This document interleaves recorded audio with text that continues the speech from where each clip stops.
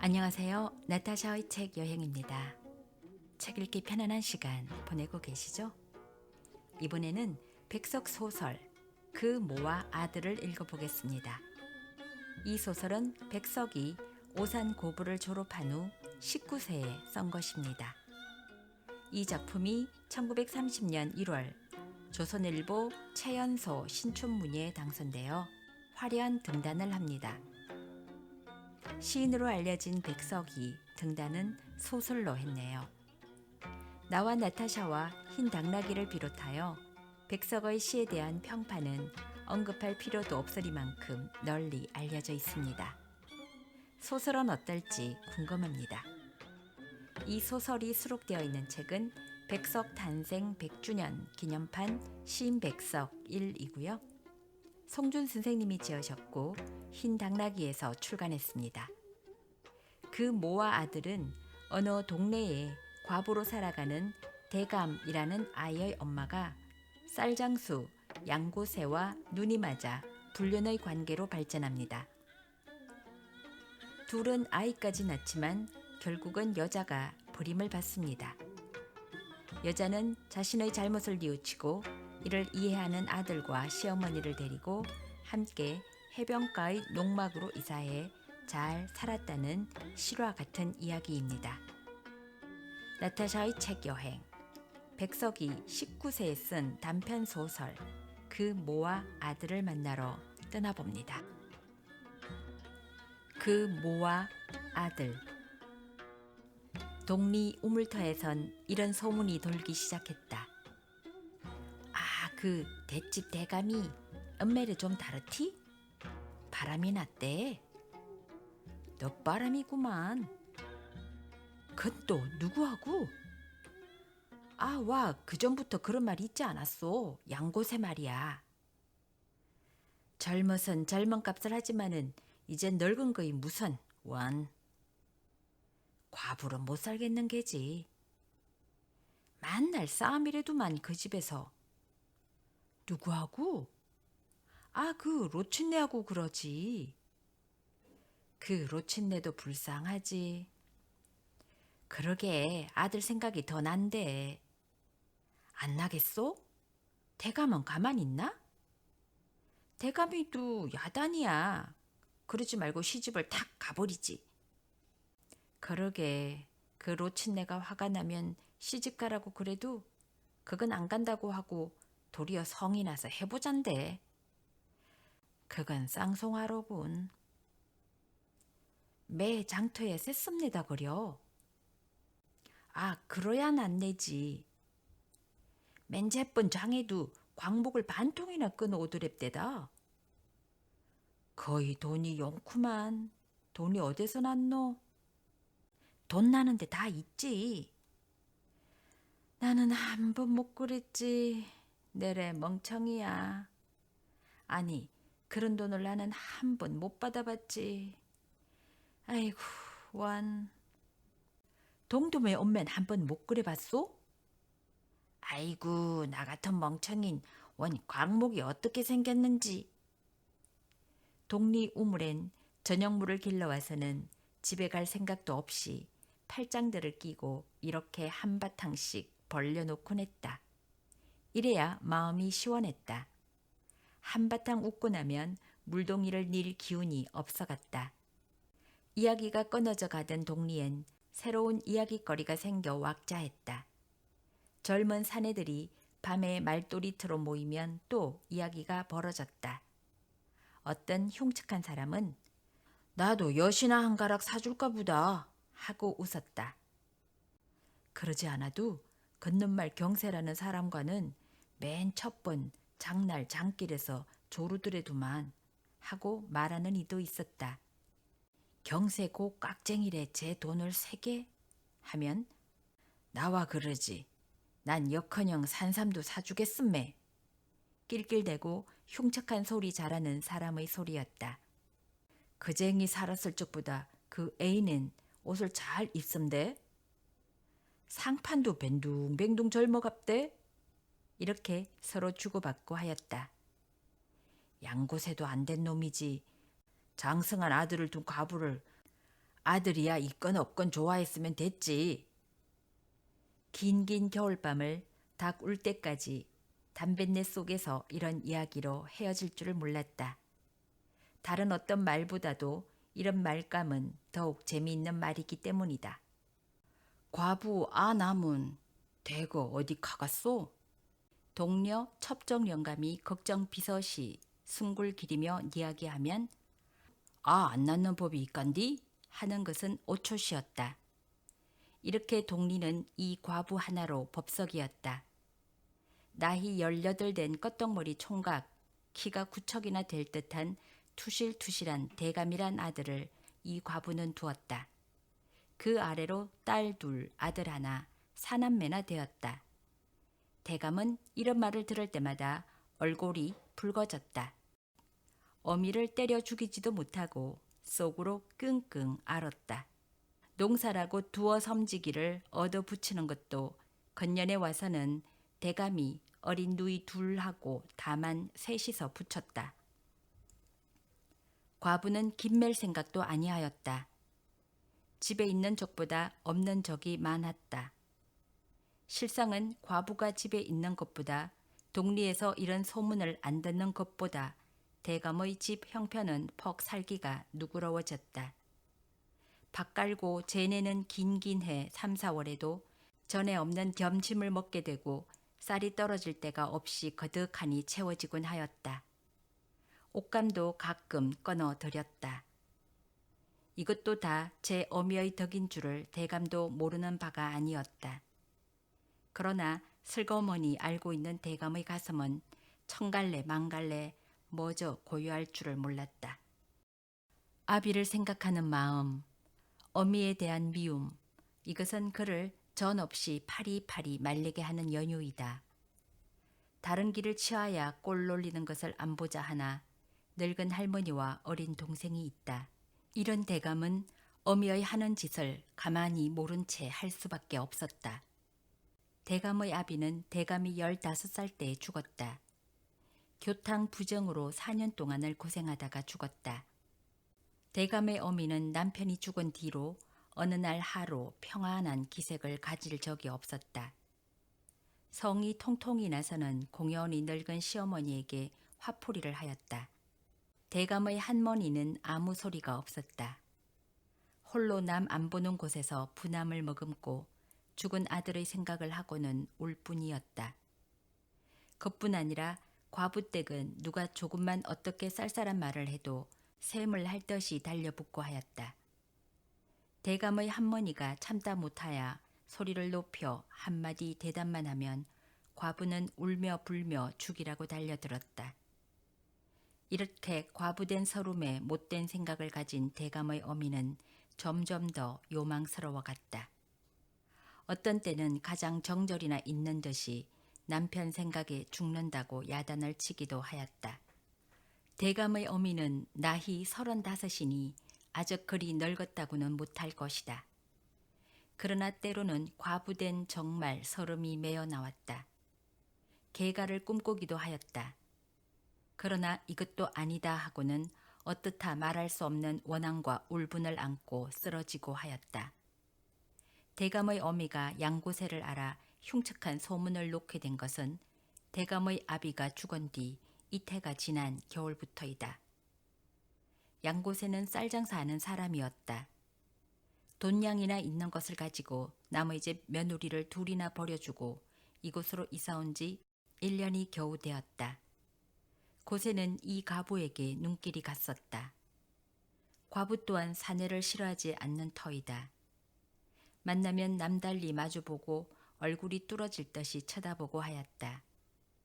양고새가 집을 이 동리에 두고 올이나 되는 영성장에서 장을 보고 하였다. 이사 온 후로 가장 살떡 양고새의 집을 다닌 사람은 대감의 어머니였다. 고새의 마누라는 고새보다 7년이나 우이였다. 그리하여 고새를 보고 그 마누라를 보면 어미 새끼 같았다. 고새에게는 딸 둘밖에 없었다. 고새는 노란 수염이 난 게름한 사람이었다. 나이 35 먹은 것이 있는 사람이라 늙어 보이지 않았다. 대감의 어미는 고세 마누라와 좋아하였다. 일도 도와주었다. 고세는 과부 다니는 것을 싫어하지 않았다. 빨래 같은 것이라도 그 마누라를 보고 마누라를 생각하는 것보다 대감의 어미가 자주 다니는 것이 퍽 좋았다. 올 적마다 이 과부는 수건 하나이나마 바로 쓰고 왔다. 고세는 과부를 볼 적마다 슬금슬금 웃는 빛을 배었다. 과부는 다른 동리 사람이 맡지 못하는 좀쌀을 그냥 맡아갔다. 대감의 한만이는 젊은 과부 며느리가 낯설은 집에 자주 다니는 것을 잠이업이 알았다. 그러나 품팔이 한다고 꼬장스럽게 대답하는 며느리를 어떻게 할 수 없었다. 이때부터 동리에선 이 과부를 유심히 보았다. 과부는 이런 줄도 모르고 고세의 집에 자주 출입하였다. 동리 어떤 영감은 미리부터 고세란 간악한 놈인 것을 알고 젊은 과부가 일이 날까 보다 하였다. 염성장은 하로 엿새로 섰다. 고세는 이른 아침 장에 가면 의뢰히 뒤를 팔아간 것은 과부였다. 장에 가면 쌀을 고르는 핑계를 하고 말도 하고 웃기도 하고 정이 들 대로 들었었다. 동리 장군은 미리부터 이런 꼴을 보고 수근수근 웃고 싱글거렸다. 고세가 이 동리로 이사올 적에 그 마누라는 배가 불러왔었다. 이사온 지 석 달이 되어 마누라가 몸을 풀게 되었을 때 고세는 의뢰히 과부를 청했다. 산모의 뒤를 며칠 좀 보여달라고 부탁하였다. 고세가 부탁하지 않아도 나서서 일을 해주고 싶어하던 과부는 마음이 그득하였다. 고세는 동리 사람들이 자기나 과부에게 대하여 어떻게 생각하는지 모든 것을 잘 알고 있었다. 그러나 계집이란 마음이 한 곳으로 쏠리면 의뢰히 다른 곳은 돌보지 않는 법이다. 이 과부는 아직 동리 사람들이 수군대는 눈치도 못 채었다. 언제인가 시어머니가 굶어도 집에 있지 놈들 시비 듣기 싫다 고 말하고는 며느리가 성내는 꼴이 보기 싫어서 훌쩍 나가버렸다. 그 뒤로 대감이 벌어야 몇 입 벌겠소. 정참 집에 좀 있수. 이렇게 원하였다. 과부는 성이 통통 나서 대감을 잡아먹을 듯이 악을 썼다. 흥, 이놈의 새끼. 너 잘 군다. 집에 있으라고? 애미 밥술도 못 먹게 할 테냐 이놈의 새끼야? 대감은 미리 이럴 줄은 알았다. 그러나 얼굴을 들 수 없이 망신을 당하는 것을 생각하면 어미를 노끈으로 잡아 매두고 싶었다. 대감은 어미가 금방 불덩어리가 치미는 듯이 펄펄 날뛰는 것을 보고는 훌쩍 나가버렸다. 과부는 더욱 분이 나서 저 혼자 악을 썼다. 성난 김이라 할 말 못할 말 되는 대로 분을 풀려 하였다. 그러나 누구라는 듯이 사람이 없었다. 근처 집에서는 과부의 야단치는 소리에 과부 성이 났다 하고 서로 비웃는 판이다. 과부는 성이 좀 풀린 뒤에 시어미와 대감의 말을 생각해 보았다. 여태껏 저는 거럴이라고는 생각지도 않았던 남의 시비란 소리에 가슴이 찔렸다. 그러나 이 찔리운 것이 오래 갈 수가 없었다. 이 소리는 이미 들은 고세의 정에는 그 힘이 미칠 수 없었다. 어린 것 데리고 살아가느라면 시비 들을 적도 있지. 내 몸이나 바로 가졌으면 되지 하는 것이 과부의 생각이다. 스스로 제 몸을 용서하는 과부의 마음은 무엇에나 조금도 놀라운 것이 없이 배었다. 그러나 양고세를 보고 서로 눈짓을 하며 웃던 것과 그 언제인가 고세가 제 손목을 잡던 것과 제가 이때껏 생각하여 온 것과 모든 것이 이 올골에 내도치는 천연한 그것과는 맞지 않았다. 그는 곧 기운이 없어지는 듯 하였다. 그러나 양심도 시비도 다 정에는 항복하고 마는 것이 과부였다. 과부는 더욱 그 행동이 홍고로져 갔다. 이럴 적마다 동리 시비는 더 커갔다. 그러나 이 과부를 바로잡을 시비는 못 되었다. 그런 힘을 가지지 못하였었다. 대감의 할머니는 제 며느리 꼴이 털러가는 것을 보고는 일절 며느리와 말을 하지 않았다. 대감도 제 어미 들어 이렇다니 저렇다니 말이 없었다. 과부는 그 꼴이 오늘과 내일이 달라졌다. 예전 대감의 어미는 아니었다. 거정이 살았을 때의 대감의 어미는 아니었다. 점점 남의 사내하고 막 농짓거리를 하였다. 동리에서는 이제야 팔남봉이는 남봉이야. 30가부 남봉라면 야단이지. 이런 소리로 과부의 상판에 춤을 뱉을듯이 놀렸다. 흉측한 사내들은 이 과부의 궁둥이를 끌어다니게 되었다. 과부는 저도 내놓은 남봉인 것을 알게 되었다. 이럭저럭 내놓은 걸음을 돌이킬 힘을 얻지 못했다. 고세의 마누라는 또 딸을 낳았다. 고세는 마음이 좋을 리 없었다. 이번 해산에는 한 번도 들여다보지 않은 것만 해도 고세가 좋지 않았던 것을 알 수 있다.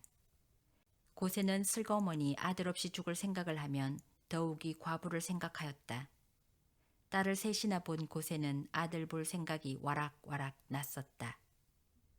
아들 볼 생각에 풀어지지 않는 것은 과부였다. 이러한 고세는 드디어 마음을 정하였다. 이 과부를 후려넘기기에는 아무 힘도 들 것이 없을 것을 아는 고세가 하지 못할 말을 입에 내어 뜻을 과부에게 알리운 것은 고세 마누라가 몸푼 지 사흘째 되는 날 밤이었었다. 고세는 이런 일에 능숙한 사람이라 꽃같은 젊은 색시를 호려넘기던 고세는 이 제게 마음을 두고 다니는 과부 하나 같은 것은 아무곳 힘들 것이 없었다. 고세 마누라가 전 자리에서 잠든 틈을 타서 이 말을 저절두로 놓았다. 물론 과부는 조금도 꺼리끼는 멋이 없었다. 마땅히 할 짓을 하는 듯이 그는 태연하였다. 그들은 하지 못할 짓을 일구어 놓고도 터연하였다. 고세는 과부에게 그의 마음에 있는 것은 모두 이야기해 주었다. 과부의 마음이 더 고세에게 들도록 함이었다.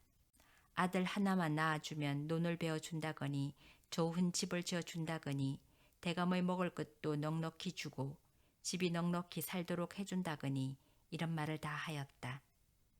과부는 이런 말을 듣고 나서는 천 하나 얻은 듯이 좋아하였다. 사람이란 먹고만 사는 동물이라면 이우에서 더 좋은 것이 이 과부에게는 없을 것이었다. 이날 밤에 서로가 그러한 일을 해놓은 뒤로는 본부본처 그와 같이 그들은 사흘이 멀다 하고 한자리에서 절교하였다. 고세 마누라가 눈치를 채지 못할 한도에서 그들은 점생같이 장난을 하였다. 과부에게는 걸을 것이었다. 대감의 아비가 죽은 지 3년이 되었음에 그동안 일어나는 성욕의 충동은 그야말로 생명을 갈아먹는 듯이 안타까운 적이 많았다. 3년 동안이나 산의 맛을 모르던 과부는 한 번 허락한 것이라 남이 있는 거 없는 거 가리지 않고 불을 본 풍덩이 같이 덤벼 이 성적 만족을 찾았다. 고세도 남의 젊은 과부를 다리고 그러는 것이 얼만큼 그에게는 향락을 주었다. 아들 보자는 그 생각보다도 향락이 더 큰 목적이었다. 고세와 이 과부에게는 이런 기회는 많았다. 많은 것보다 기어낼 수가 얼마든지 있었다. 고세 마누라가 이것을 알면 큰일이었다. 그러나 이것은 몰랐었다. 고세 마누라는 이런 것을 알라고 할 사람이 아니었다. 안다 해도 그대로 보고서 지낼 사람이었다. 더욱이 딸을 셋이나 낳고부터는 고세를 볼 낯이 없는 듯이 그는 더욱 숙어졌다. 저도 이제는 어린애날 때는 다 된 듯이 생각되어 남편의 일에 아무 말을 할 사람이 아니었다.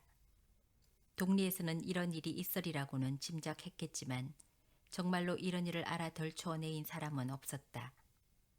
전부터이라도 동리에서는 과부를 고세의 작은 마누라 격으로 생각 안 한 것이 아니었으나 고세의 마누라가 해산할 적에 진자리를 차려 이 과부가 닷새나 고세의 집에서 자고 먹고 하였다는 말을 듣고는 그들은 더욱이 이 과부를 달리 보았다.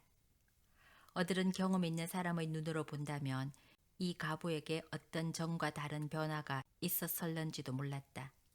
어들은 경험 있는 사람의 눈으로 본다면 과부도 처음 고세에게 그 몸을 허락할 때만 하여도 이 일을 어떻다고 하고 어이할 바를 몰라 한 적이 한두 번 아니었다. 그리고 처음에 있어서는 퍽 마음의 가책도 있었다. 남들을 생각하여 문득 자기 행동이 죄되는 줄도 모름이 아니었다. 고세를, 자기의 정절을 깨트린 사내를 미웃게 생각한 적도 없지 않았다. 그러나 이것도 도를 거듭함에 점점 식어갔다. 동리에서는 이 과부 하나를 두고 그 우수수 떠들음이 여간이 아니었다. 이르는 안에서도 과부와 고세의 향락을 위한 그들의 모임은 끊치지 않았다. 고세는 이 과부를 두고 생각한 것이 있었다. 이것은 벌써 과부의 몸에 제씨가 들어갔을 것을 미리 짐작한 것이었다. 그리하여 이 과부를 어느 남모르는 다른 곳으로 보내고 먹을 것을 당해주는 것이다. 그러나 고세의 생각에는 이 과부를 결코 첩으로나 살리자고는 한 것이 아니었다. 고세는 영리한 사람이다. 리되고 해대는 것을 잘 알고 있는 사람이었다. 고세와 과부와의 새에 그들의 부둥켜 안음이 비롯된 후로 넉 달이 지날 때에는 과부는 과부가 아닌 것을 저 스스로 알았다. 이때까지라도 그들은 그들의 남모르는 자미를 계속하여 왔던 것이었다. 대가미와 대가미의 할머니도 제 며느리가 제 어미가 벌써 집에 과부 어미, 과부 며느리로 있지 못할 것을 짐작하였다. 그리고는 남이 숭하다 하고 그들은 한탄할 뿐이었다. 더 어떻게 할 제조를 알 수 없었다. 어서 하루라도 이 과부가 집을 떠나 숫째 남의 종이 되든 첩이 되든 제 아비 제 아들의 죽은 이름을 덜추지 않기를 바랐었다. 과부는 입맛이 달라진 것을 남이 알아보아 두려워하였다. 그 밖에도 제 몸에 하나씩 둘씩 일어나는 변화를 남이 알까봐 두려워하였다. 이런 일은 남 모르게 지나갔으면 좋으련만 세상이란 그런 것이 아니었다. 동리에서는 벌써 눈치를 밝히고 어느 누가 먼저 말했는지 알 수도 없이 많이 떠도는 구렁같이 저 집 가부는 아이 가졌다더라 하는 소문이 떠돌기 시작하였다. 고세는 과부도 대감이도 대감의 할머니도 다 이 말을 한 번이라도 들었을 것이었다.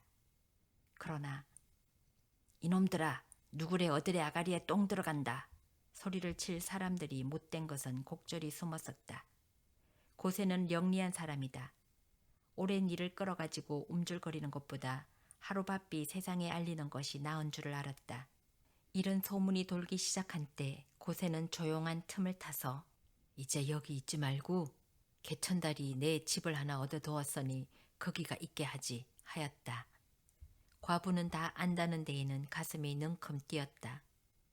과부는 혼자 생각에는 세상 사람들이 다 알겠지 하였으나 고세의 입에서 이런 말이 나오고 제가 하여온 일을 사람 앞에 내어놓게 된 것을 생각하며 놀라지 않을 수 없었다.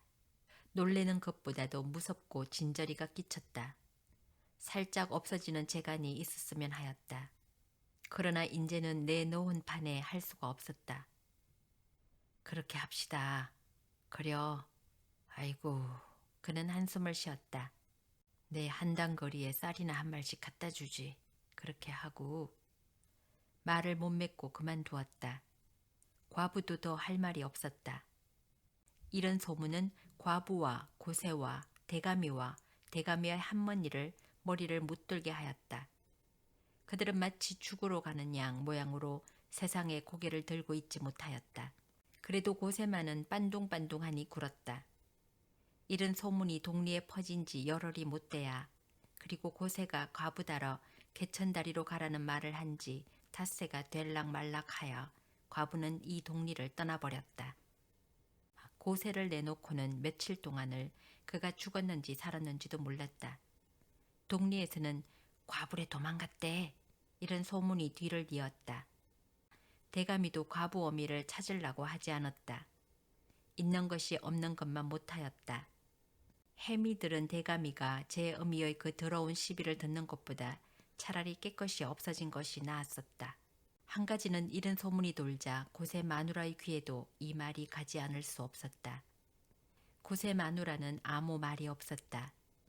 계집의 마음으로는 말다툼이라도 하였을 것이다.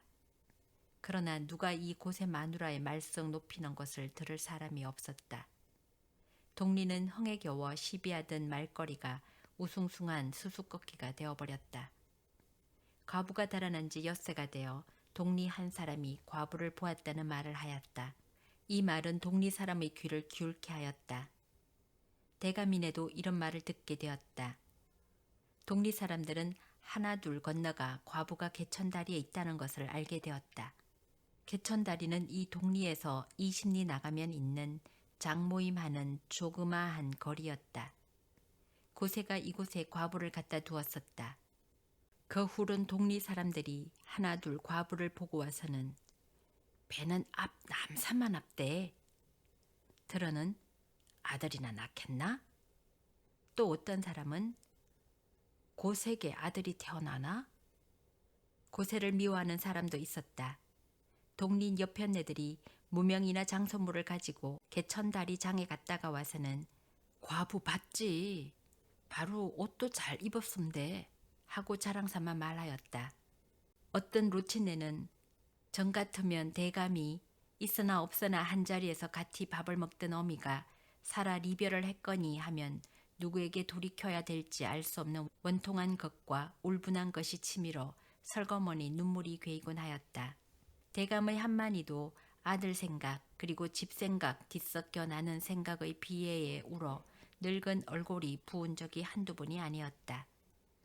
대감이 아래로 어린 것들이 울고불고 하였을 것도 말할 것이 없었다. 대감의 아래로 어린 누이 둘이 있어서 밥을 지었다. 과부는 개천다리로 온 뒤부터는 늘 울었다. 안 나는 전 남편 거쟁이 생각나고 집안 생각이 나고 맘 못 본 비애가 북받쳐 그리 시원한 살림을 못했다. 밥도 혼자 잠도 혼자 남한데 손가락질 이 모든 것은 과부의 살을 나리게 하였다.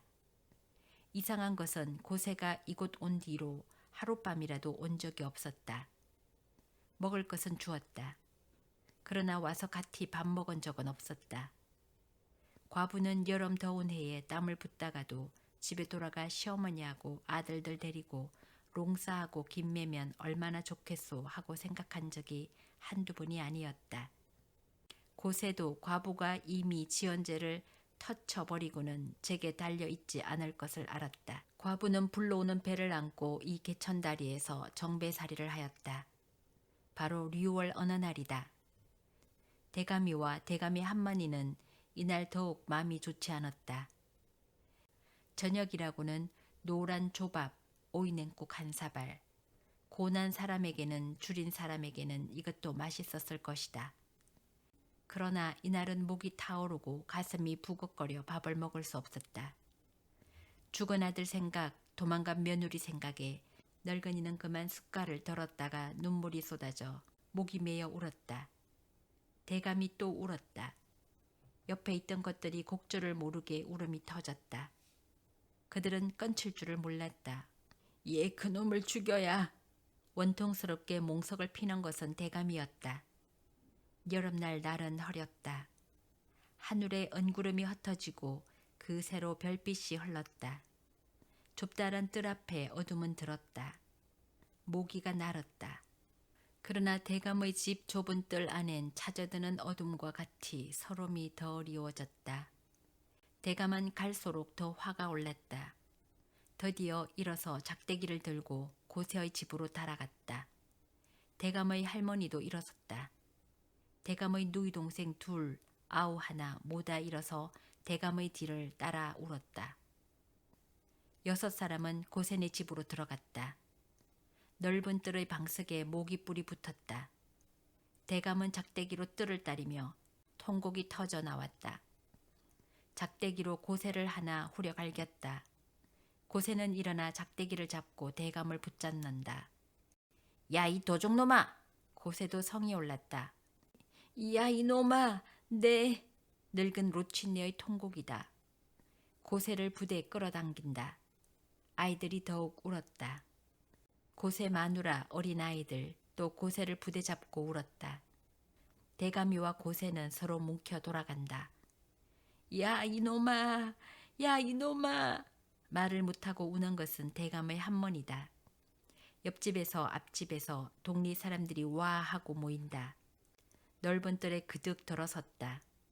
아이 어른 옆편내 사내 할 것 없이 빽 들러섰다. 고새와 대가미를 말려 떼어 놓았다. 고새는 달아나 버렸다. 고새의 마누라는 글쎄 괜히 그러지 않우 하며 어쩔지 모른다. 고새의 울던 딸들도 울음을 멈추었다. 그러나 대가미와 로치네는 죽을 듯이 땅을 치며 울었다. 아이들은 울음을 끊쳐버렸다. 여보, 로친네도 그러면 어찌하겠소? 하며 어찌려고 이 말하였다. 로치네는 울음 섞인 말소리로 그저인 생각과 그년 생각과 요놈을 잡아먹고 하고 또 울었다. 대가미는 말도 못하였다. 그저 아버지 하며 울 뿐이었다. 밤은 깊었다. 사람도 하나둘 헤어졌다. 그러나 대가미의 인간은 갈 줄을 몰랐다. 이 자리에서 꺼지려는 듯이 움직이지 않았다. 그들의 울음에도 믿음이 있었다. 닭이 꼭 울 때에 어슬렁어슬렁 집으로 돌아왔었다. 고새도 어이없어 모든 것이 뉘우쳐 6사람의 살을 떼어 먹은 것처럼 제가 사람 같지 않은 생각에 잠을 못 이루었다. 이후로는 대가미도 다시는 고새에게 행악을 하지 않았다. 고새는 기운이 죽어졌다. 과부는 동짓달 바로 추하룻 날 몸을 풀었다. 고새도 알리지 않고 옆집 한 몸을 곁에 두고 그는 그 죄를 터쳐버렸다. 아기를 낳은 지 하루를 지나서야 고새를 청하여 왔다. 고새를 섭섭하게 만든 것은 이 죄를 쓰고 나온 아기가 계집애였던 것이다. 이 아기가 아들이었다면 고새는 옆대 가슴을 앓던 후에도 조금 줄어질 것이 그만 더 돋아놓았다. 과부는 안고 있던 죄뭉치를 토해 놓았으나 더욱 그는 해골같이 상에 들어갔었다. 국이나 잘 먹지? 고새는 과부에게 이 말 한마디 하였다. 고새는 사흘 동안 과부의 옆에서 지냈다. 남을 위하여 죄를 낳게 한 사람인 고새는 그 헌신작 버리듯 떠날 수가 어려웠던 것이었다. 동리에서는 고새가 개천다리로 간 것과 때가 동짓달 과부의 막달인 것을 알고 짐작하였다. 고새 마누라의 입으로 과부가 딸 낳았다는 말이 나왔다. 동리에서는 벅작 고았다. 대가미도 이 말을 못 들을 리가 없었다. 그 후 한 달이 돼야 과부는 고새에게 어린 딸을 주었다. 고새도 더 과부를 다리고 있으려 하지 않았다. 고새 마누라는 좋을 리가 없었다. 제 새끼도 아닌 것을 귀찮게 시종을 서게 되었었다. 고새는 양젖으로 이 과부의 딸을 길러려 하였다. 내 팔자의 아들이 하고 과부를 생각하고 과부의 딸을 생각하고 상을 찌푸리곤 하였다. 이 과부의 딸 이름을 행렬에 따라 숙비라는 아름다운 이름을 붙여주고 곱비라고 불렀다. 과부는 개천다리에서 또 알 수 없는 곳으로 가버렸다. 그 후론 동리에서 이 과부나 고새나 대감에 대한 소문을 말하는 이 없었고 듣고자 하는 이도 없었다. 곱비를 볼 적에 과부를 생각하곤 하였다. 그 후론 1년이 지나 대감이는 이 동리에서 30리나 떨어져 있는 마다리에 이사를 갔었다. 과부는 도로 들어와 과부 어미가 되었다. 두루 별별 것을 다 지나본 과부는 예전 과부는 아니었다. 시어머니에게 아들에게 그는 며느리요 어미가 되었었다. 이곳은 해변이다. 농막에서 생각지 않던 언악한 살림을 하는 그들은 지나간 옛일을 제가끔 생각하고는 마음을 언짢게 하였다. 대감의 혼잣말이 늘어나고 갓난이 시집 미턴이 생겼었다. 고새는 이런 말을 벌써 듣고 흥 웃을 뿐이었다. 동리에서는 한껏만 가보고 한껏 넌정스러워 제 애미 제 새끼 다르씀? 다르고 말고 그것도 애미라고. 그러게 새끼가 좋대디? 그렇게 애미 구실을 하고도 염치 있나? 제 어미 제 새끼 무슨 일 있겠제. 대감이도 머리가 큰 것이 그 애미 아니면 못 살겠기에 그렇게 망신을 하고도 또 같이 있나? 그 로친네는 어들은데노? 아이고 말마루 너무 도와서 말도 안 하던 며느리를 정과는 다르대니께네 일을 잘해도 어방 없이 잘한대. 또 대답이 없대. 화가 복됐군. 별변도 다 있디. 그 과부 남복 날적에야 누구래 저럴 줄 알았겠소? 글쎄 말이지. 고세가 들으면 왜 모를꼬 그 곱비를 보고는 한탄을 한대. 안 그렇겠소 고세도? 과부나 고세도 팔자지. 그 가부 팔자도 묻어네. 그런 팔자가 또 어디 있겠지?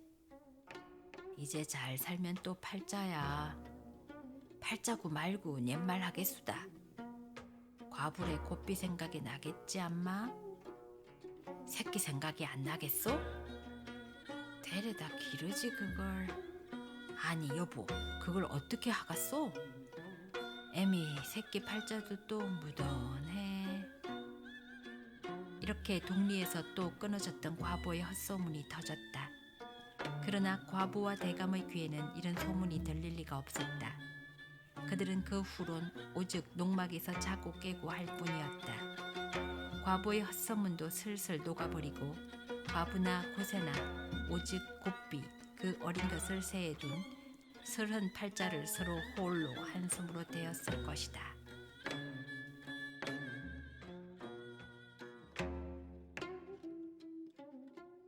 평안도 사투리라 읽기도 어려웠고 단어의 뜻을 이해하는 것도 어려웠습니다.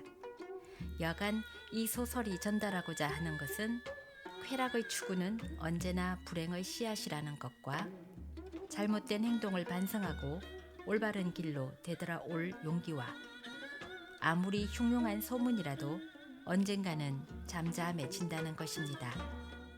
특히 동리 사람들의 수건 그림은 아마 지금의 SNS 악플보다 못하진 않았을 텐데 과부는 그것마저도 잘 참아내어 본래의 자리로 돌아온 것에 박수를 보냅니다. 지금까지 나타샤의 책 여행이었습니다.